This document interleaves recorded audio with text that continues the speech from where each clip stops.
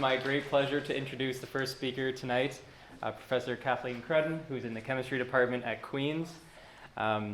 Professor Crudden, her research topics are very diverse, really kind of trying to bridge the organic world with the inorganic world.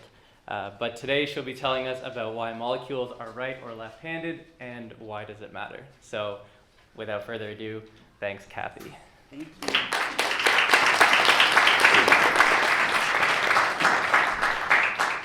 Thanks, Josh. So Josh is too modest. He's my senior PhD student.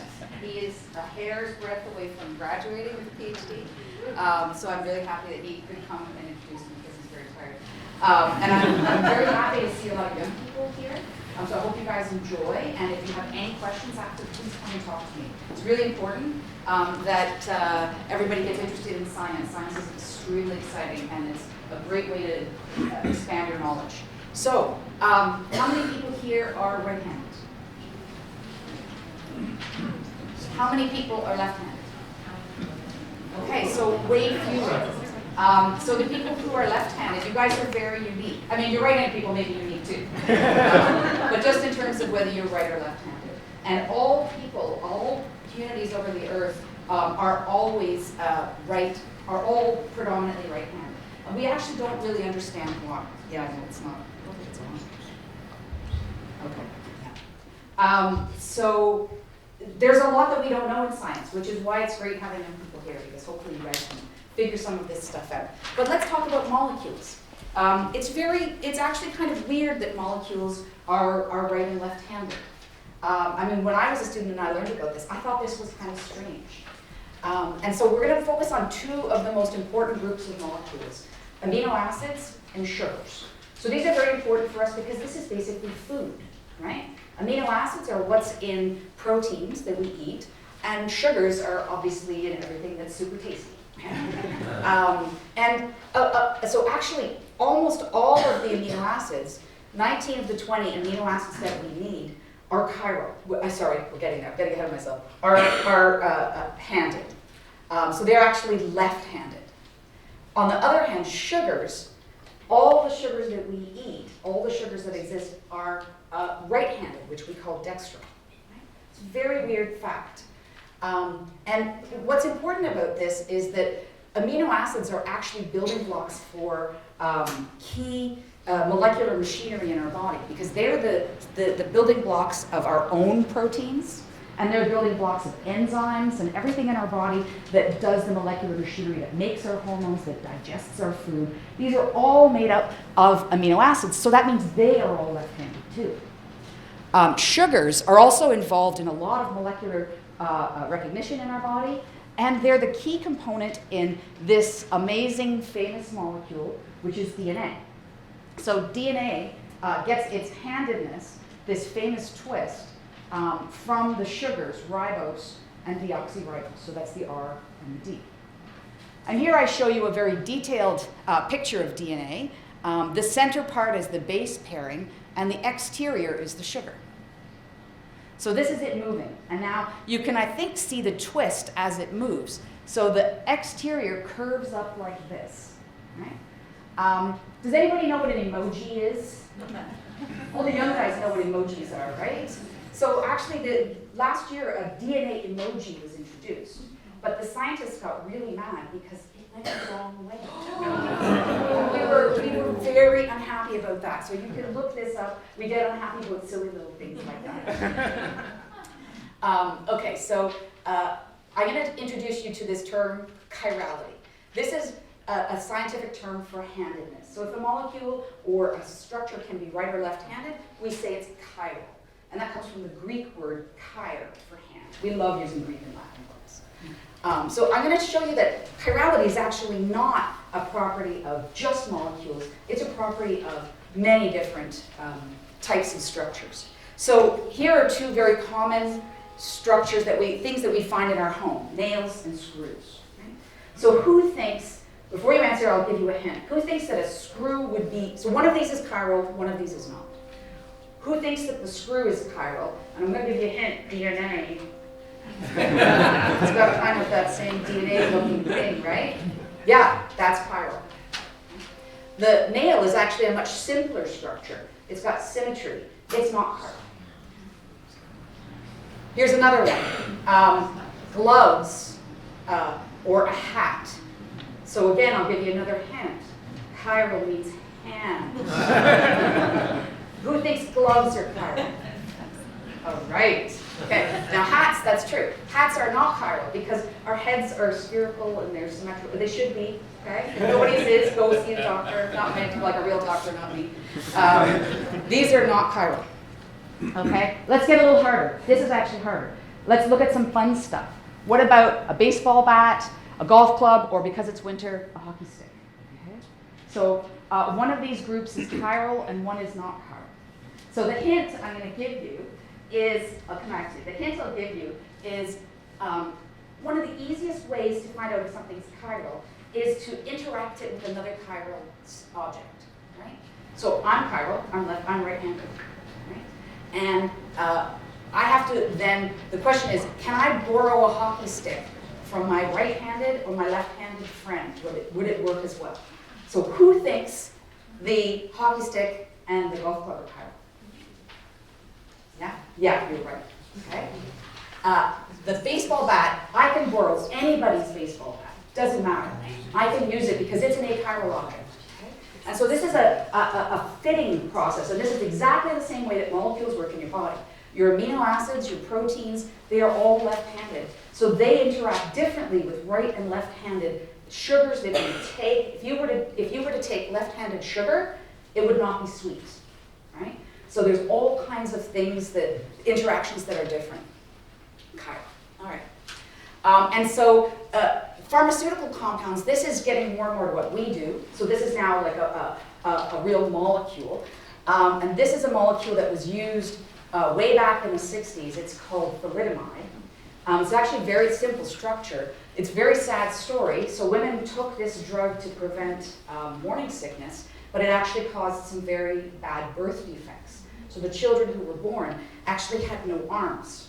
Their hands were right at their shoulders. Very severe birth defects. And it turns out that it was the left-handed version that did this. The right-handed version is perfectly okay. There's another example of a compound that if you take it, it cures tuberculosis. If you take the right-handed, if you take the left-handed, it makes you go blind. Crazy, amazingly extreme reactions in the body. And we're gonna look at why that is. Sorry. Before we go there, so we're gonna do an audience participation point. So who wants to be a drug? Okay, she was first up. We'll all stand up, stay in your seats. So what's your name? Ava. Ava. So everybody in Ava's row, stand up. All the way across. All the grown-ups have to stand up too. Okay, everybody stand up. All right, so you're in the third row. Okay, everybody fourth row. Everyone in the second row, stand up. Okay. And then Brian's row, yeah, and all the way across, okay? You guys are all drugs, okay? So you can be right or left-handed. If you're made synthetically, you can be right or left-handed. Now, everybody else, you guys are enzymes. You can only be right-handed. All you guys stand up now. It's like church. You gotta turn around and shake hands. Okay, so turn around. Everybody in the front, turn around, and everybody who's an enzyme, turn around. Turn around backwards. If you're a drug, look at me. Someone's getting it wrong. Okay? Good. Now, let's shake hands. So, and if you don't have someone trying to shake hands with each other. Right and right first. Right and right. Go on, shake hands. Don't be shy. You did all right. Oh, you did all right. Okay, now drugs. You guys can be left-handed. Now you're left-handed. Try and shake hands with your right-handed partner. Doesn't work, right? Doesn't work. Okay? All right, now we can sit down. So that's what happens in your body. If you get the wrong form, it doesn't go into the right pocket, it doesn't go into the right enzyme, and it does something different. So this is why actually drugs that are chiral are actually very, when you get the right enantiomer, the right form. The problem here was that they dosed both, right? Now we are only give one form. We only give the right-handed or the left-handed. And because it has super high specificity, you actually have fewer side effects when you take a chiral drug because it doesn't go around and do other stuff. All right, they're actually recreational drugs. Some of the grown-ups may know mescaline, methamphetamine, ecstasy. Very simple chemical structure. Only the dextro form has these kinds of hallucinogenic effects that make you excited. If you change to the L form, the left-handed form, that's the main ingredient in nasal inhaler. That is a crazy difference in activity. And if you look at the package here, it's not going to say L-methamphetamine because the drug companies were afraid that anybody that wanted to take meth as an illegal drug might steal it all. It's called desoxyephedrine. Okay? So it's removed an oxygen from ephedrine. So some really big differences in biological activity. So when was this property of chirality first discovered? A long time ago. Okay? Almost 200 years ago. A chemist named Biot was looking at this white stuff on the end of the corks of wine bottles, right? So you kids out there always ask questions, right? I know parents get tired of questions sometimes, but keep asking. Scientists always ask lots of questions, like, what is this stuff? And I don't know why, but he took this white solid, dissolved it in water, and shone light through it. No idea why. He's dead, so I can't ask him. But he saw really interesting properties of it. It actually changed the way that light reacted, and so we call them optically active. Turns out this is actually chiral, but they didn't know that then. So they were trying to reproduce this effect, and a bunch of different people were trying it. Some worked, some didn't. And then Louis Pasteur, who is one of the most famous scientists that we know, he is the guy who figured out how to pasteurize things. So all the milk you get is pasteurized to remove any bacteria. He figured that out. He also figured out chirality. What he did was he looked at those white crystals, and you guys can find these sometimes on wine bottle caps, corks, and he saw that they have these faces that look different. And it turns out they were crystals that were right-handed and crystals that were left-handed. And he did this experiment that is one of the most important experiments that we know about in terms of how hard it was. He took his microscope, paired with tiny tweezers, and one by one he separated the right-handed, the left-handed, and then he looked at them individually. And then the really, really most important thing he did was he dissolved those in water. And even after he dissolved it in water, they still did this same stuff. They still had this chiral property. And so what that said is that it had to be based not on the structure of the crystal, but the molecular structure, the structure of the individual molecules. And now this comes in at the most, I think, one of the most exciting old historical things about the science that I know. This guy, Jacobus Henricus van Hoff. Anybody want to guess what his nickname was? Henry. I think this sounds more fancy, but anyway, Henry came along and he actually said, if carbon-containing molecules are chiral, then the arrangement around carbon must be a pyramid, not a square. Because of some symmetry properties, squares could never be chiral. But everybody thought carbon was a square. So actually, when he wrote his PhD thesis, he didn't put that in because he was afraid that people would get mad at him and would say that he was wrong. So flat, this square arrangement around carbon, that was what everybody thought. And he said, no, they have to be in a pyramid with carbon in the center. Right? And I guess you think, I'm probably, who thinks he's going to be right? I mean, guess that. So he waited until he got his PhD. He was only 22 years old when he had this idea. Amazing, right? He waited until he got his PhD, and then he published his paper. And they didn't want to publish his paper because people didn't believe him. So what they did was, the editor agreed to publish it, but he put this horrible statement in front of it. This is one of the top organic chemists of the time. And I'll read some of this. He says, I have recently published this article to show the contemporary decline of chemical research in the world, as well as thorough chemical education. Many of our chemistry professors have this problem. It's a great disadvantage to the science. There is an overgrowth of the weed of seemingly learned, stupefying natural philosophy. And he goes on. He says, this philosophy, which had been put aside, is presently dragged out by pseudoscientists, blah, blah, blah, blah, dressed up in modern fashion and rouged freshly like a whore whom one tries to smuggle into good society where she doesn't belong. Amazing. And it goes on. And he says, oh, maybe I'm being too hard, but if you can manage to read this, The Arrangements of Atoms in Space, which teams with fantastic trifles, you'll basically see that this guy's crazy. And then he says, this person who's employed at the veterinary school doesn't like exact chemical research. He would rather mount Pegasus, evidently loaned from veterinary school. He really didn't like this guy. And proclaim in his La Chimie dans l'espace how, on the chemical Parnassus, which he ascended in his daring flight, the atoms appear to be arranged in the universe. Okay? So it turns out Van Hoff was right. This guy was completely wrong. And 120 years later, we still have his quote. He got the first ever Nobel Prize in Chemistry, 1911. Good job, Henry. Good job, Henry. And the other reason I love this story is that we all think of, oh, too fast. We all think of this guy when we think of science, right?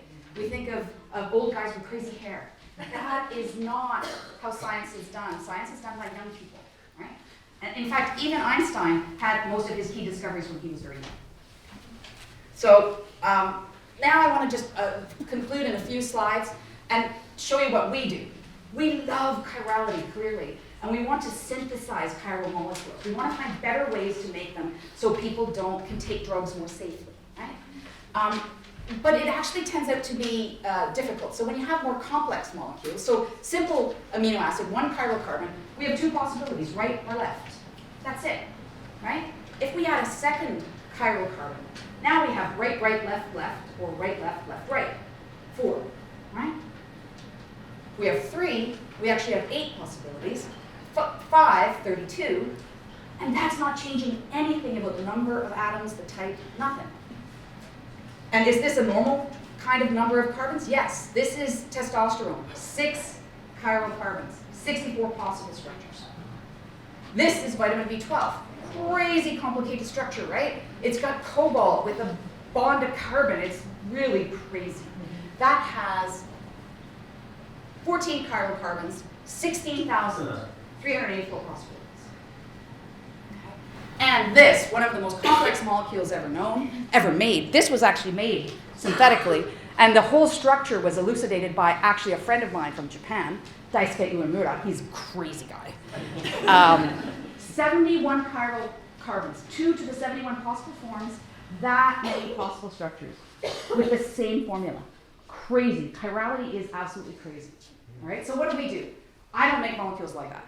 I make simpler molecules, but we try to find nice ways to make them.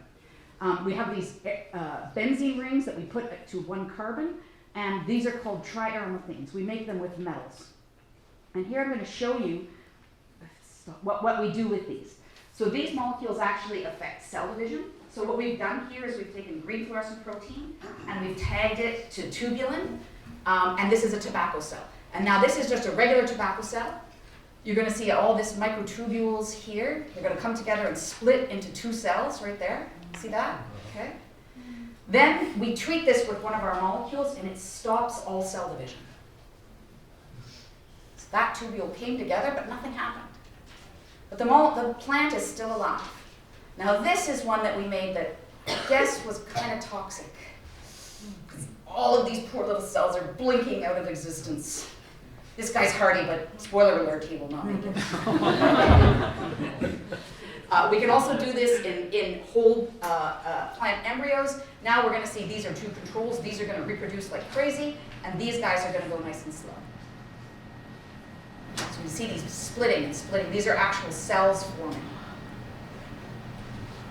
Look at all those individual cells that are forming.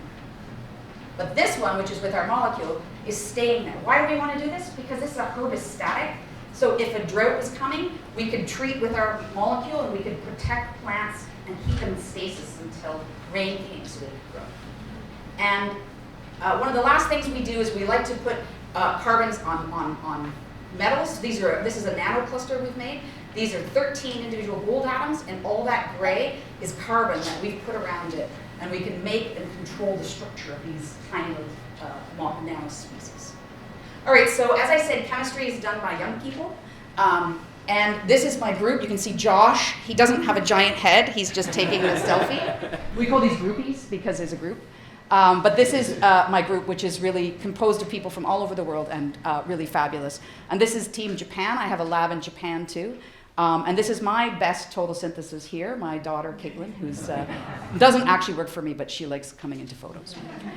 So with that, I'd like to thank you guys for your attention and your participation.